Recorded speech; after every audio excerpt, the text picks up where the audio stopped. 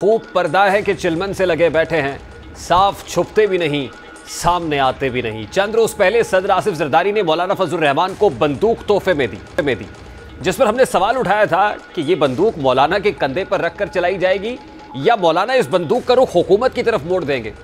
आज इस सवाल का जवाब खुद मौलाना फजलुर रहमान की जमात और पीपल्स पार्टी मीडिया के जरिए दे रहे हैं।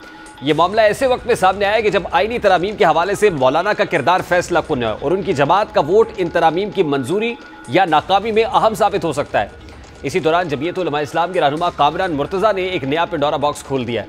उन्होंने इंकशाफ किया है कि पीपल्स पार्टी के चेयरमैन बिलावल भुट्टो ने आईनी तरामीम की मुमकिना खतरनाकियों के पेश नज़र अपनी बेबसी का इजहार करते हुए जमीयत उलमा इस्लाम से दरख्वास्त की कि वो इन तरामीम की मुखालिफत जारी रखे। इस इंकशाफ से यह तासुर उभरता है कि पीपल्स पार्टी इन तरामीम की मंजूरी नहीं चाहती। पाकिस्तान पीपल्स पार्टी इस मामले पर सफाइयां तो पेश कर रही है, मगर यह मसला इतना सादा नहीं है जितना बज़ाहिर दिखाई देता है।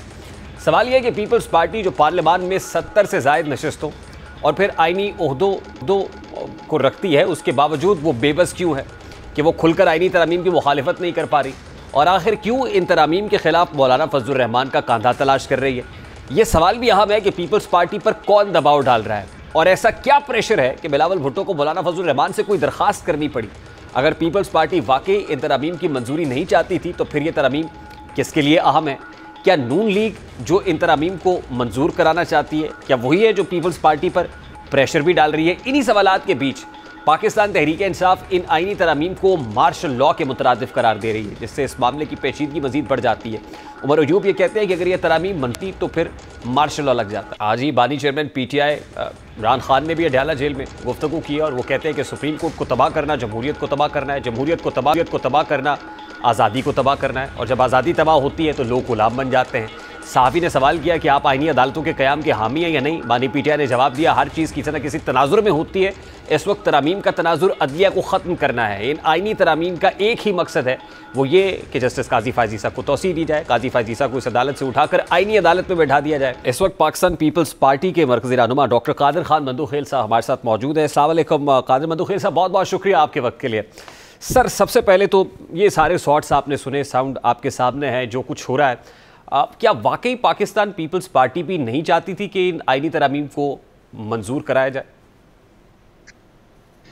बहुत शुक्रिया। देखिए, पहली बात तो रेहान तारिक साहब ये है कि कामरान मुर्तज़ा साहब का बयान आपने हवाला दिया है, रात को मैंने भी सुना और फौरन मेरे पार्टी का या बिलावल साहब के तर्जुमान का उसके ऊपर बयान आ गया था कि ऐसा हरगिज़ नहीं बोला है और हमें बड़ा अफसोस है। तो मैं ये समझ रहा हूँ कि ऐसी बयान की क्या ज़रूरत थी जो चंद मिनट बाद उसकी तरदीद आ जाए। तो मैं समझ रहा हूँ कि वो ऑलरेडी एक चीज़ आ चुकी है। एक आदमी कह रहा है, हमारे तर्जुमान ने, हमारी पार्टी ने उसकी वजाहत कर दी या उसकी तरदीद कर दी है, तो वो चीज़ तो ख़त्म हो गई है।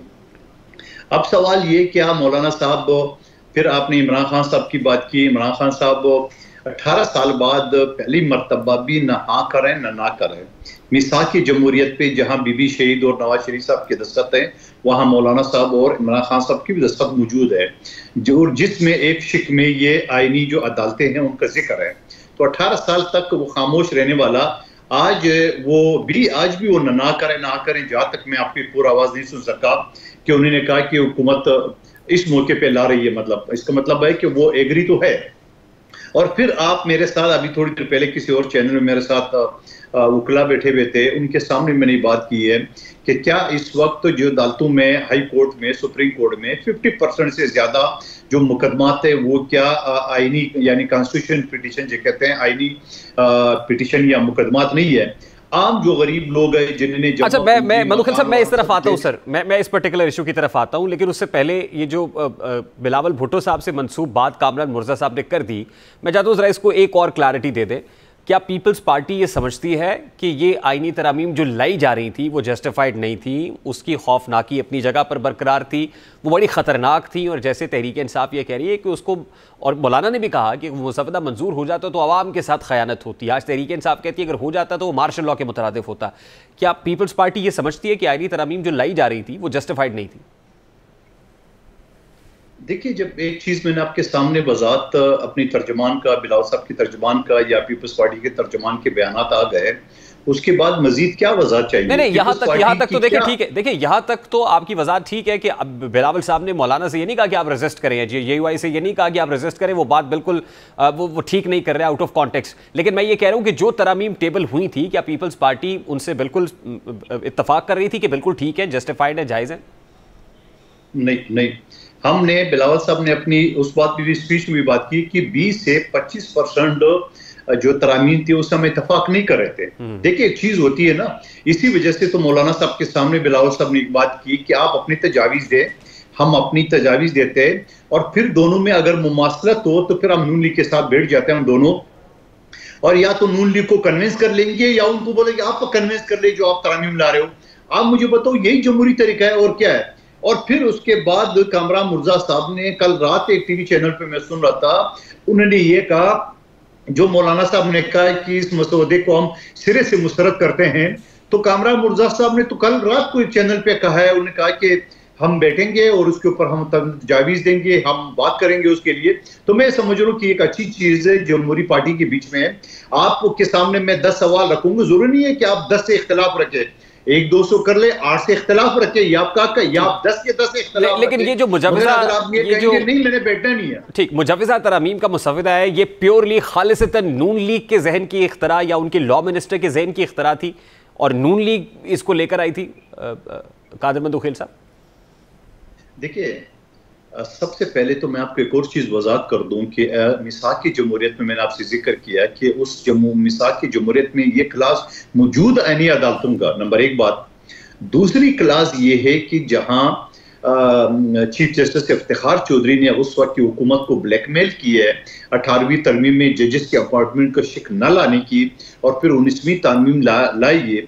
2021 में मैंने एक बिल लाया कौमी असम्बली में जो जजेस की अपॉइंटमेंट से मुतालिक थी कि जजेस जो है ना वो चपरासी क्लर्क की नौकरी के लिए तो आप जात, नस्ल और जबान पूछते हो, हाई कोर्ट की जज आप क्यों डायरेक्ट पूछते हो? एक चीफ जस्टिस की मर्जी है कि वो अपने मनपसंद वकला का नाम दे दे और वो जुडिशल कमीशन जाए और वहां से रबड़ स्टैंप की तरह पार्लिमानी जो कमेटी है वो उसके ऊपर साइन कर ली। तरीका गलत है। आप यकीन करेंगे पीटीआई के तमाम मेंबरान ने अप्रिशिएट किए, नून लीग के तमाम मेंबरान ने अप्रिशिएट किए, मगर दोनों वक्त के वजीर कानून ने टाल मटोल से काम ली, इख्तलाफ उससे भी नहीं किया। तो ये शिक पीपल्स पार्टी की तरफ से बिल्कुल हम शुरू दिन से बिलावल साहब कहते हैं कि ये शिक होना चाहिए, और इसी तरह बहुत सारे शिक पे पीटीआई के या मौलाना साहब के इख्तलाफ हो सकता है, नून लीग से हमारे इख्तलाफ हो सकता है, मगर ये सारी बातें तो टॉक शो में तो नहीं होती।